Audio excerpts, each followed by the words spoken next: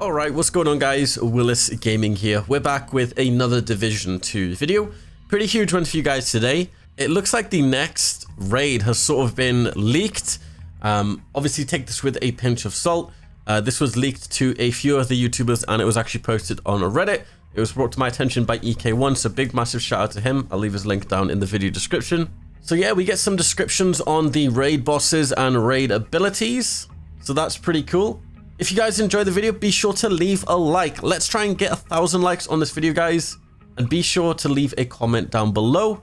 Don't forget to jump in the Discord as well, discord.gg if you're looking to form a group, anything like that. So yeah, I wanted to mention real quick as well, I've basically restarted my Division 2 clan. So if you're looking for a clan, I'm going to leave a Google Doc form in the video description. We're mainly just looking for people who play every single day. Just active players. So if you're looking for an active clan that pretty much does the raid like every day, jump in the Discord and be sure to fill out the form in the video description. And if you get contacted by me, you're probably in the clan. So the next raid, Division 2 raid, the Foundry. So once again, this was leaked online by God knows who. The only reason I'm covering this is because it honestly just looks legit. There's not too much spoiled. It pretty much gives raid boss lore. It gives descriptions of their abilities, which is pretty cool. And we just get to see how many raid bosses there are. So in total, it actually looks like there's 4 raid bosses. And yeah, so here's the lore of the next raid Foundry. If you're not aware, it is a True Sons raid. So the True Sun faction. And it says, when I landed a gig at the United Ironworks, I thought I was set. Medical, dental, the works. 4 days later, Green Poison made a joke out of my insurance and took my parents. Some of the crew set up camp in the Foundry and we decided to keep the lights on and reconfigure the machines to make emergency survival stuff. Try to help the people, you know? I guess the True Sons didn't like that. They killed most of us before I even knew what my eyes was happening. Apparently they don't think I'm much of a threat, but I've been keeping my eyes and ears open. I swear to God, I'm going to find a way to make them pay. Z. So the first boss is Lieutenant Gray. And all of this is being described to us by this person called Z in the Foundry. It looks like it may be a Division agent who's obviously been captured by the True Sons, and we got to go rescue him. So the first boss is Lieutenant Gray, and it says Gray used to be a big shot superstar surgeon somewhere. He stole a whole bunch of drugs and like a dozen of his patients died in weird circumstances. When the news broke, his face was everywhere online. He doesn't know that I know, but I know I've seen Green Poison break a lot of people, turn them twisted and sour. This guy was broken years ago. So, Lieutenant Gray's abilities. He rocks a thing for his first ability called a custom MP5. Gray is not what you called a natural born warrior, but Morris Ovo has given him a bunch of training. They give him an MP5, but customized it to make it as hard as possible for him to F up using it. I've heard his bodyguards rib him for it, but never when he's nearby. So his second ability is bodyguard. So, on Morris Ovo's orders, 3 True Sons stick to Gray like glue whenever a fight starts. They have this ridiculously big shields, and their top priority is to figure out their biggest threat to Gray's life and get in the way. His ego is enormous, so he loves this. Every bodyguard around him boosts his confidence and makes him harder to kill. His bodyguard detail is called the Short Straw. So it looks like the first boss is going to have 3 bodyguards that follow him around and they each have a shield. So this is actually the first time I'm reading this and it sounds freaking awesome. So the third ability from Lieutenant Gray is the Ironclad armor system. It says, I thought True Sons weren't that smart, but they've still managed to take some Division tech, you know, that Hive nano stuff, and combine it with some of the steel reserves in the Foundry to make this crazy tough plating. In less than a second, Gray can simultaneously armor up and give himself a dose of combat stims. Although I'm pretty sure it's just a spice he stole from the hyenas. Pretty cool. So the fourth ability is Ironclad Dispenser. They gave Gray this wacky armor tech, but apparently that wasn't enough for him. He asked for a way to shoot this nanosteel, or whatever it's called, at range. Pretty cool. And then the fifth ability is Ironclad Overdose. So Gray was careful to test his armor system on True Sun grunts first. It was assumed that they'd mostly die from it, so it was given to those due for punishments. Pretty soon they discovered that the test subjects' bodies went haywire when totally soaked in this stuff. Adrenaline spikes through the roof. Total combat beasts. Ever since then, Gray has been burning through his personal supply most nights. I guess it's quite the rush. And then the 6th ability for Lieutenant Gray is Healing Backpack. And then the description about the Healing Backpack is nothing, apparently. So I'm assuming it's just a backpack that continuously heals him, and maybe we have to disable it in some way, similar to the first raid boss in the Dark Hours raid. So, moving on to our second raid boss, Captain Feyza. His lore reads, not exactly hard to find out about someone's past when they won't stop bragging about it. Feyza ran a fire station in DC, blah blah blah, promotion fast track, blah. Although he says it was pure merit, that definitely can't be true. The only thing this guy cares about is being the biggest, toughest, loudest a-hole in the room. He clearly gives no shits about taking responsibility, but loves taking credit. His first ability is called the Last Dragon. Feyza claims to love his modified flamethrower, but he sure doesn't want to treat it with a lot of respect. My therapist would have had a field day with this piece of work. So it looks like the second raid boss is a flame dude. So he's going to have a flame thrower. Holy Jesus, we love those, don't we, guys? So the second ability for this guy is Propane Injection System. Feyza bullied one of the engineers into bolting an extra fuel tank onto his flamethrower and keeps it full of propane, and he loves cranking it up and turning the flames blue. The more he cranks it, the more dangerous it looks. He's going to blow himself up one day, hopefully somewhere I can watch. His third ability is Hellfire Grenade. I happen to know for a fact he just has standard issue incendiary grenades, but he loves making shit sound more epic. What a douche. His fourth ability is Firestorm. So Feyza constantly flaunts safety protocols like it makes him an action movie star or something. I've seen him spray gallons of gas into the air and set it on fire just for shits and giggles while he was still standing in the middle of it. Funny that he never does that without his fireproof suit though. Real brave boy. Fifth ability is Hotshot. So Feyza's dumb pet names for that cannon stuck on top of a rail car. It's pretty World War II level at best, but the True Sons have had a weird hard-on for that historical stuff. Pretty sure that means it's more vulnerable than usual to modern explosives though. This stuff we can make now is a billion times stronger than it was back then. Unfortunately, I have no idea how I'd get my hands on any with these True Sun guards up my ass. And his sixth ability reads Control Room Infrastructure. So even the True Sons brass still doesn't completely understand how the Sandforge control rooms work, which is fine by me, means I'm still useful and less likely to get shot. This one idiot keeps messing with the panels right outside the door and shutting the power down to the whole place. Still, at least it makes me look smarter when I can restore the juice. So this is maybe something we have to use to turn off his abilities. Pretty cool. So the third raid boss. The third raid boss is called Lieutenant Williams, and here is the lore.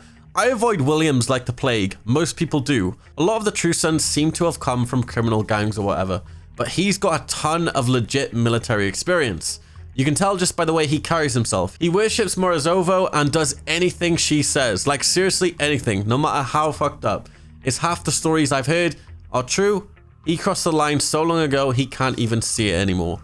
The first ability for the third raid boss is called the Furnace.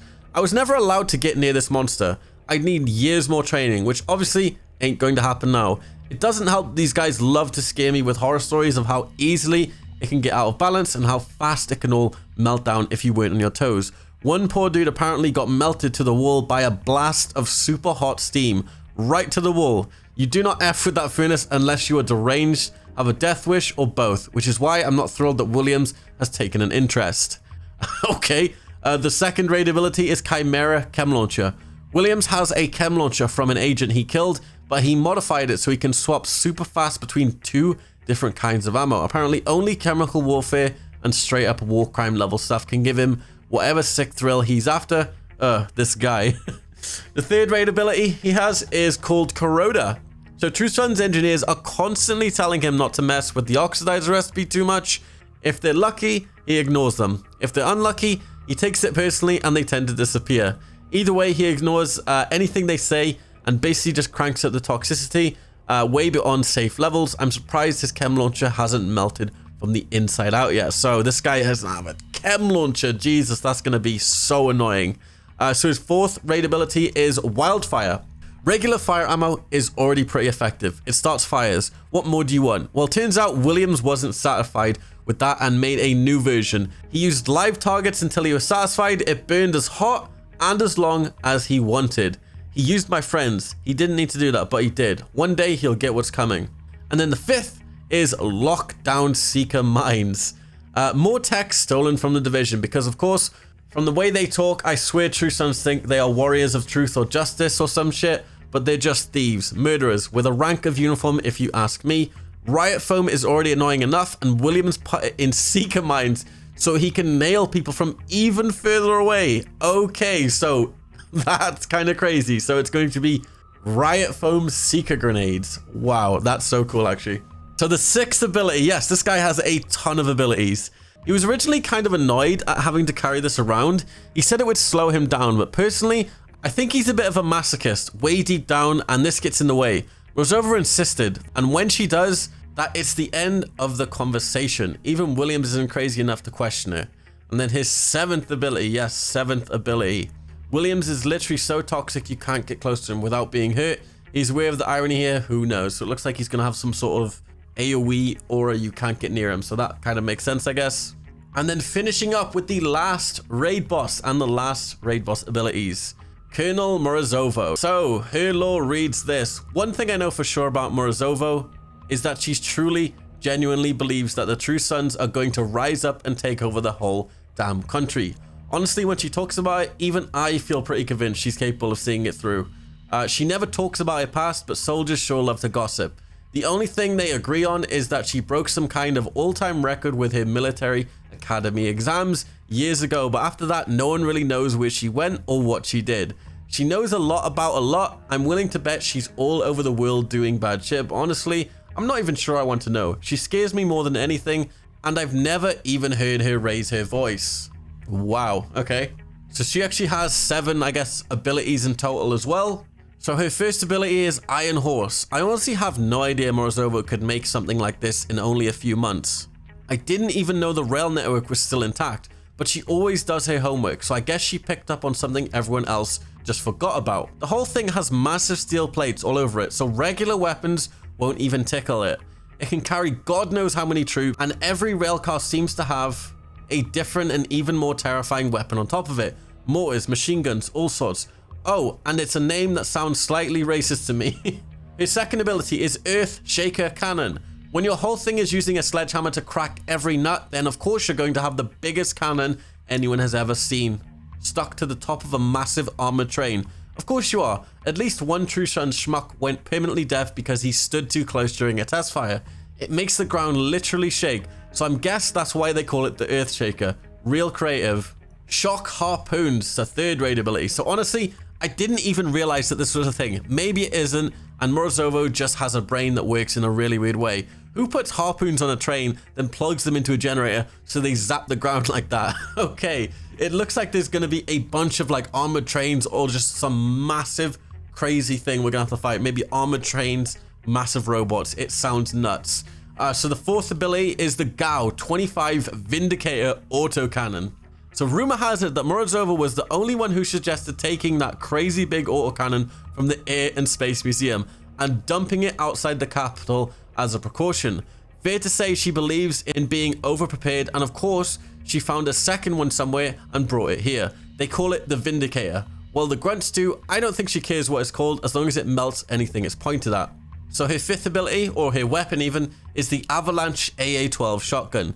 The True Sons would never dream of calling her an Ice Queen to her face, but the nickname she gave her auto shotgun may be a sign that she is well aware of her reputation. I don't know though.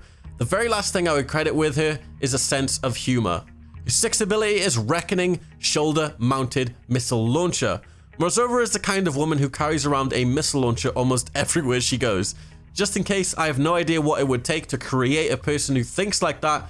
When she's determined to solve a problem and really puts her mind to it, literally takes an explosion to stop her. Literally, I have seen this happen and she only flinched. And then her last ability is Fury. I've seen Morris Ovo make one of his soldiers piss himself without saying a word. She just looked at him while he tried to explain himself.